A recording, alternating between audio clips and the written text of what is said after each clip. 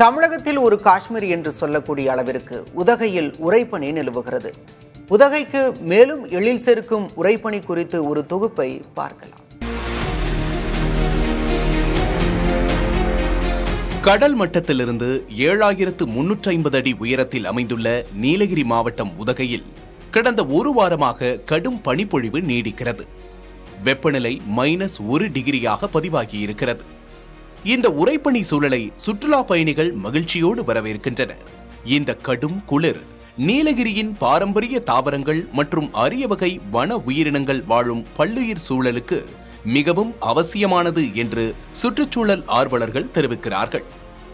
அதிகப்படியான பனிப்பொழிவு விதைகள் இயற்கையாக முளைப்பதற்கும் புல்வெளிகள் நீரை உறிஞ்சி நிலத்தடி ஈரப்பதத்தை தக்க வைக்கவும் உதவுகிறது என்கிறார்கள். இதுகுறித்து தேசிய பசுமை படையைச் சேர்ந்த சிவதாஸ் பேசினார்.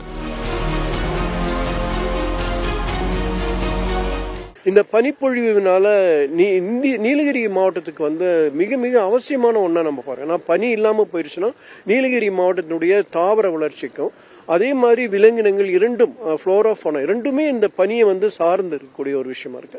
இந்த பனிப்பொழிவு ரொம்ப ரொம்ப அவசியமா இருக்கு. இது விவசாயிகளும் அதிகமாக விரும்புவாங்க. அப்போ இந்த பனி வரும்போதே பார்த்தீங்கன்னா விவசாயிகள் தோட்டங்கள் எல்லாமே உழுது அந்த மண்ணெல்லாம் போட்டு சாதாரணமான ஒரு நிலையில வச்சிருப்பாங்க. ஏன்னா அதில் இருக்கக்கூடிய அந்த கிருமிகள் எல்லாமே இறந்து போயிடும். இந்த பனி அதிகமாக இருக்கக்கூடியதுனால கிருமி இறந்து போயிடும்.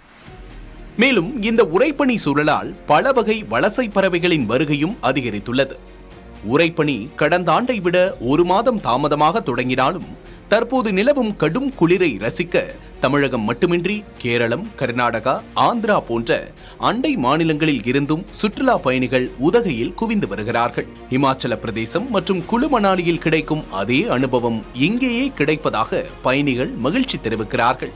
பல்லுயிர் சூழலை பாதுகாப்பதுடன் சுற்றுலாவையும் மேம்படுத்தும் இந்த உறைபனி காலத்தை உதகை மக்கள் கொண்டாடி வருகின்றனர்.